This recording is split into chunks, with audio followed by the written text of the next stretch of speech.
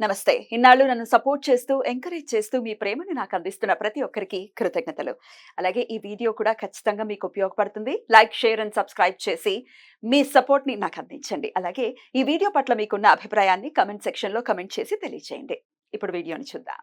నమస్తే. Welcome to our channel. నేను పద్మిని. ప్రస్తుతం మనతో పాటు ప్రముఖ ఆధ్యాత్మికవేత్త, ఆస్ట్రోన్యూమరాలజిస్ట్, ఎనర్జీ వాస్తు స్పెషలిస్ట్, శ్రీ విద్య ఉపాసకురాలు శ్రీమతి జయప్రద గారు మనతో పాటు ఉన్నారు. మాట్లాడదాం. నమస్కారం అండి. నమస్తే అమ్మా, శ్రీమాత్రే నమః. నక్షత్రాల గురించి చాలా అద్భుతంగా వివరిస్తూ ఉన్నారు. ఏ నక్షత్రం వాళ్ళకి ఏ దశలు యోగిస్తాయి అనేది చాలా వివరంగా తెలియజేస్తున్నారు.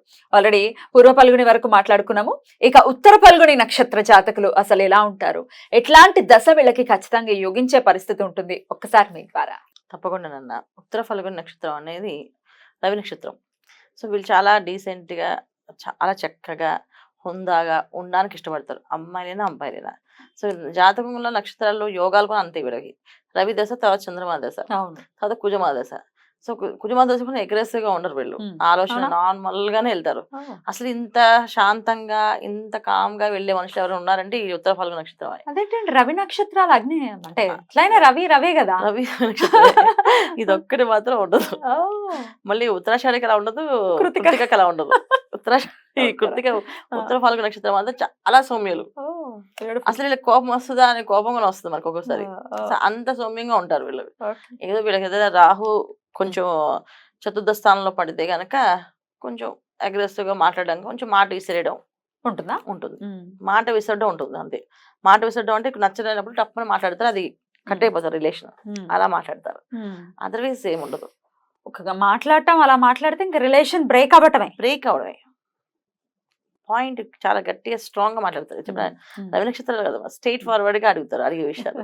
ఆ స్ట్రైట్ ఫార్వర్డ్ అనేది కొంతమంది బడబడ చేస్తారు, వీళ్ళు చాలా సైలెంట్ గా పాయింట్ అడిగినప్పటికీ మనకి అది ఎప్పటికో గుచ్చిపోయి అమ్మ ఎప్పుడు వాళ్ళ మొహం చూసినా ఆ పాయింట్ గుర్తొచ్చేస్తుంది, ఆ మాట గుర్తొచ్చి వీళ్ళు ఆ రోజు ఆ మాట అన్నారు, అంత స్ట్రాంగ్ గా చెప్తారు. అందువల్ల వీళ్ళ లైఫ్ లో కొన్ని విషయాలు ఏంటంటే బ్లెస్సింగ్స్ ఎక్కువగా ఉంటాయి వీళ్ళకి. బ్లెస్సింగ్ జీవితం అనమాట చెప్పాలంటే. ఎందుకంటే ఎవరిని ఒక తొందరగా పడి ఏదో ఒక మాట అనడం, తొందరపడడం, తొందరగా మాట్లాడడం, అలా చేసే లక్షణాలు ఏముండవు వీళ్ళకి. జనరల్ గా సాఫ్ట్ నేచర్ లో వెళ్తారు, ఓర్పు ఎక్కువగా అనిపిస్తుంది. దానివల్ల బ్లెస్సింగ్స్ వల్ల వీళ్ళ లైఫ్ ముందుకు టర్నింగ్ అవుతుంది తప్ప అదర్వైజ్ ఇబ్బంది పడతారు. సో వీళ్ళకి ఏ దశలు యోగిస్తాయి అని అంటే జనరల్ గా గురు మహాదశ యోగిస్తుంది. గురు మహాదశ యోగిస్తుంది. ఓకే, అంటే ఇంచుమించు ఒక మొదటి పాదం అయినప్పటికీ ఇంచుమించు 34-35 ఇయర్స్ రావాలి, 36 అట్లా రావాలి. కానీ చంద్రమహాదశలోని తర్వాత వీడికి వచ్చే కుజమహాదశలోని వివాహాలు అయిపోతాయి. అయ్యో, చంద్రమహాదశ అంటే చాలా చిన్న ఏజ్ కదండి. సో చాలా మందికి చిన్న ఏజ్ లోనే వివాహాలు అయ్యే అవకాశాలు కూడా ఈ ఉత్తర ఫల్గుని నక్షత్రాలకి. బాల్య వివాహం. అవును, కొంతమంది అలా అవుతుంది ఆడపిల్లలకి, మగపిల్లలు కాదు. సో ఆడపిల్లల విషయంలో ఇప్పుడు చాలా మంది మనకి బ్రాహ్మిన్స్ లో వేద పండితులకి వివాహాలు అవుతాయి, అమ్మాయిలు ఇచ్చేస్తారు. సో వాళ్ళు ఎంచుకునే పిల్లలు వీళ్ళే ఉంటారు ఎక్కువగా. ఎందుకంటే వీళ్ళు చాలా సౌమ్యంగా ఉంటారు, డీసెంట్ గా మాట్లాడతారు, ఏ విషయంలో తొందరపడి అన్నారు అరే ఈ అమ్మాయి చాలా చక్కగా ఉంది, హుందాగా చక్కగా ఉంటుంది, ఆ పిల్లని చేసుకుందాం అనే ఫీలింగ్ ఉంటుంది. తల్లి కూడా అలాగే పద్ధతి ఉన్నప్పుడు ఆ తల్లి ఒక అనుగ్రహంతో పిల్లలు కూడా అలాగే ఉంటారు. సో ఆ యోగం కూడా ఉంది వీళ్ళకి, అందుకని చేస్తారు. సో వీళ్ళకి గురు మదర్స్లోని జరిగే వివాహాలు ఎక్కువ. చాలా మంది గురు మదర్స్లో సెటిల్ అవ్వడం, వివాహాలు అవ్వడం బాగుంటుంది. గురు మదర్స్ బాగా యోగిస్తుంది. వన్స్ గురువు ఒకవేళ జాతకంలో యోగం లేకపోతే అప్పుడు ఇబ్బంది. సో ఇబ్బంది ఎలాంటి పెడుతుందంటే పెద్దగా ఇబ్బంది ఏమి ఉండదు వీళ్ళకి. ఏంటంటే ఉద్యోగాల్లో వాటిల్లో పెద్దగా రాణింపు ఉండదు, నార్మల్ ఉద్యోగం చేస్తారు, నమ్మకస్తులుగా ఉంటారు వీళ్ళు. సో చిన్న చిన్న సంస్థలోని చిన్న చిన్న ఉద్యోగాలు చేస్తారు, శాలరీలో ఎక్కువ పెంచాలని, ఎక్కువ ప్రమోషన్స్ రావాలని కూడా అనుకోరు. సో ఇలాంటి లక్షణాలు కూడా ఈ జాతకంలో ఈ ఉత్తర ఫల్గుని నక్షత్రం వాళ్ళకి ఉంటాయి.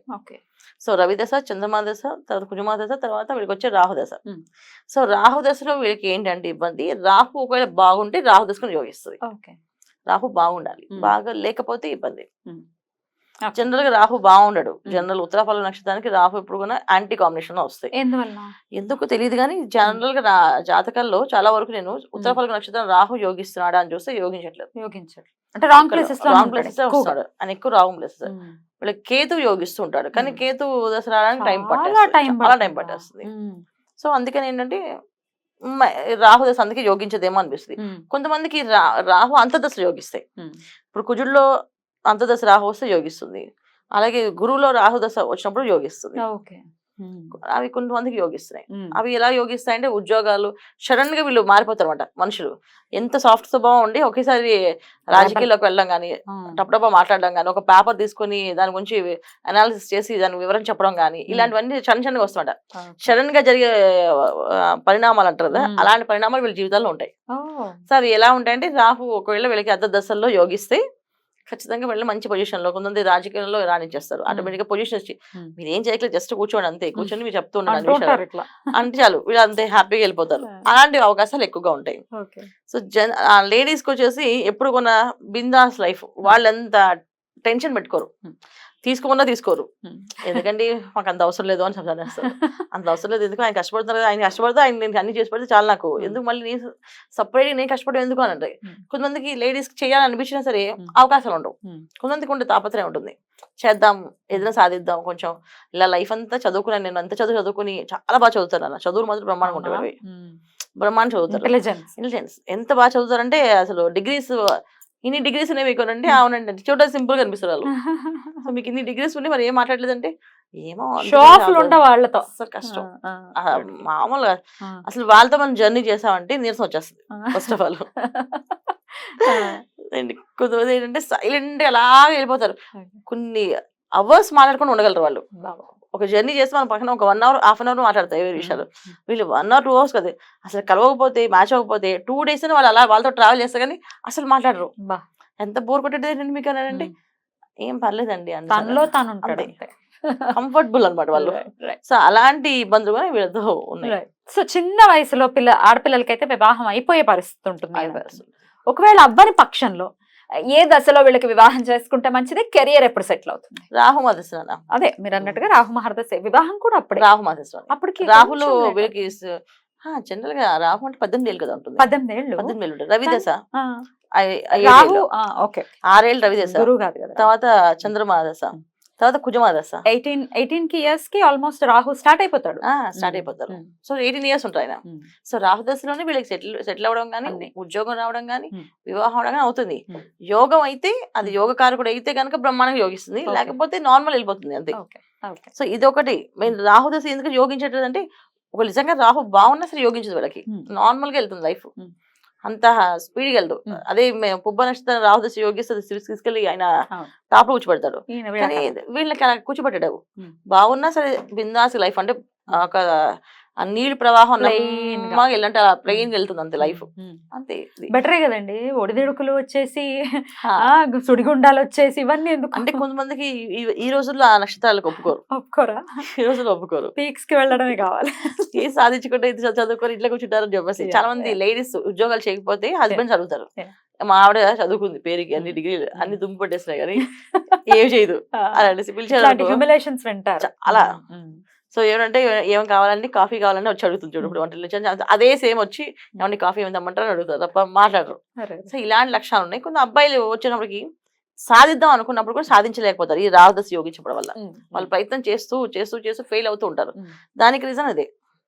కానీ మనకి ఏంటంటే ఎక్కువ అన్ని నక్షత్రాల కంటే ఈ నక్షత్రం వాళ్ళతో ఏంటంటే ఏ గొడవ లేకుండా, డిస్టర్బెన్స్ లేకుండా హాయిగా ఉంటారు వీళ్ళు, ప్రశాంతంగా లైఫ్ లీడ్ చేయగలుగుతారు హ్యాపీగా, బాగుంటుంది. ఈ ఆరాధన ప్రత్యేకించి చేసుకోవాలి వీళ్ళు. శివారాధన వీళ్ళు బాగా చేసుకోవాలి. శివుడిని ఆరాధించడం వల్ల వీళ్ళకి అన్ని విధాల శ్రేయోషం. ఎందుకంటే వీళ్ళకి మెయిన్ వచ్చేది హార్ట్ అటాక్స్ ప్రాబ్లమ్స్ ఉన్నాయి. హార్ట్ కు సంబంధించిన, హృదయ సంబంధించిన రోగాలు, క్షయ రోగాలు కానీ, తర్వాత హార్ట్ వాల్స్ బ్లాక్ అవడం కానీ ఇలాంటివి జరుగుతాయి. అసలు ఏమి చేయని వాళ్ళకి వీళ్ళకి ఎందుకు వస్తే ప్రాబ్లమ్స్ అంటే జనరల్ గా అంతే, దీని దశలు అది. సో రాహు దశలో రాహులో కుజుడు వచ్చినప్పుడు బాగాలేదు అనుకోండి. రాహు దశలో హస్త నక్షత్రం గురించి మాట్లాడుకుందాం. థ్యాంక్ యూ సో మచ్ అండి. నమస్తే అమ్మా. శ్రీమాత్రే నమః.